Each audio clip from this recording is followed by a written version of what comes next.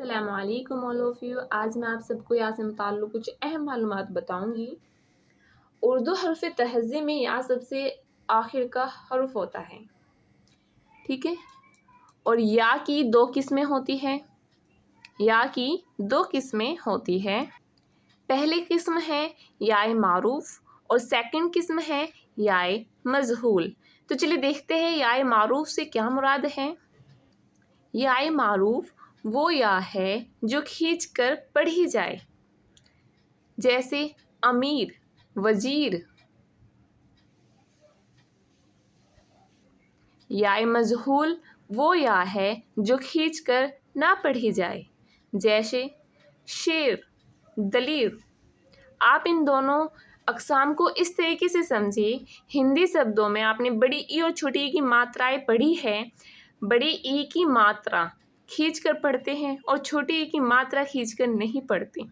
اسی طرح اردو لفظوں میں یا معروف کھینچ کر پڑھی جاتی ہے اور یا مجہول کھینچ کر نہیں پڑھی جاتی.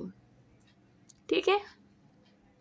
یا اگر شبدوں کے درمیان میں آتی ہے تو نقطوں کے ساتھ آتی ہے. ٹھیک ہے. اپنی شکل نقطوں کے ساتھ ظاہر کرتی ہے، جیسے امیر، غریب. امیر میں یہ دو نقطے یا اپنی شکل یا دو نقطوں کے ساتھ ظاہر کر رہی ہے. غریب میں دو نقطوں کے ساتھ یا اپنی شکل ظاہر کر رہی ہے. اور اگر یا لفظ کے آخر میں آئے تو وہ اپنی پوری شکل اختیار کرتی ہے. جیسے کہ آپ اسکرین پر دیکھ رہے ہیں کی میں یا پوری دکھائی دے رہی ہے.